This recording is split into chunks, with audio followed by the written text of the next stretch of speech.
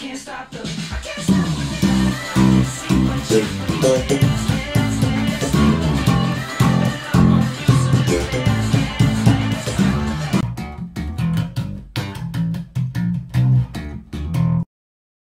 Bonjour, ici Joe Lorgis à l'appareil.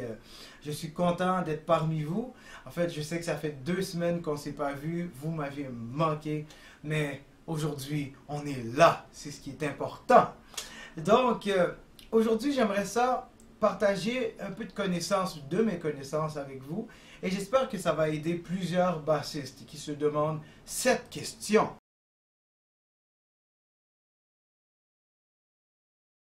Oui, la question est comment faire pour jouer une chanson à la base, mais qui est enregistrée sur un synth bass. Comment faire? Qu'est-ce que je dois faire? Parce que ça sonne tellement électro, puis là, je me sens tout nu avec ma basse. Moi, je suis là pour te dire, ne t'en fais pas.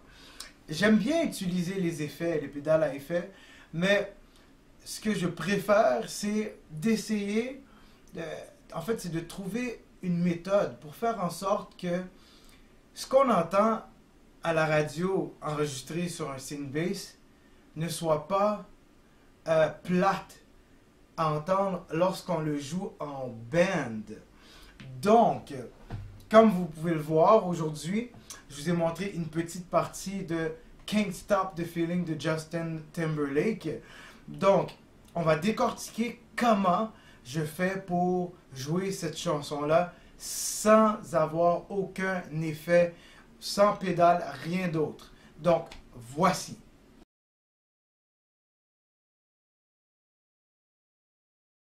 Règle numéro 1 de Joe. Tu dois repiquer ce que tu entends dans la chanson. Okay? Le plus possible. Ça se peut que ça ne va pas être exact, mais au moins, il faut avoir une grande similitude entre ce que tu entends et ce que tu joues. Donc, ici, dans la chanson, on entend un Do, Do, Do, La, Sol, Mi, Do. Le Do, on va le chercher à l'octave. Do, Do, La, Sol, Mi, Do. Et après ça, on va sur le La. Oui, j'ajoute un petit glisse ici à partir du Mi, qui est la quinte de La.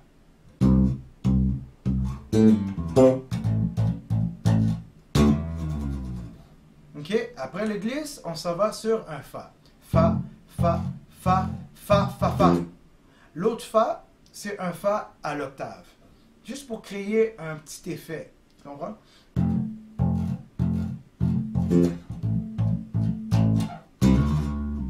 Et un petit glisse ici. Juste pour avoir un petit peu de feeling, you know?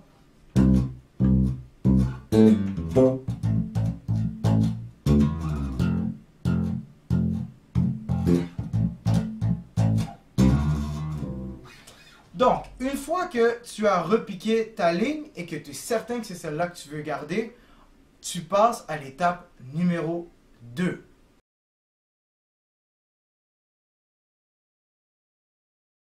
L'étape numéro 2 est très simple.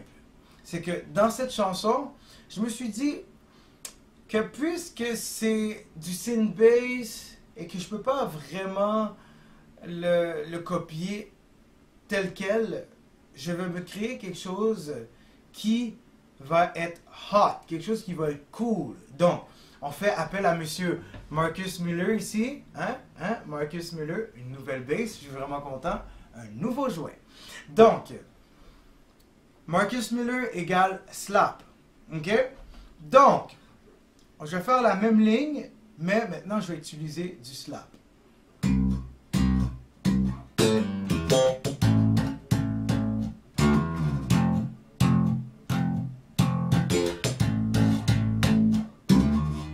Pardon?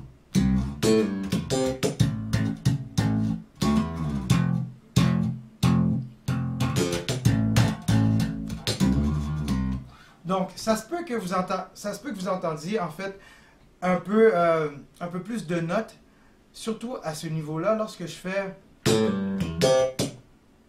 j'ajoute un un pull.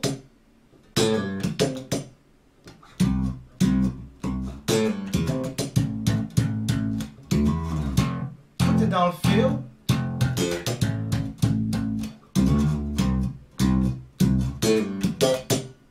Donc je l'ajoute juste pour donner un petit peu plus de goût à la chanson.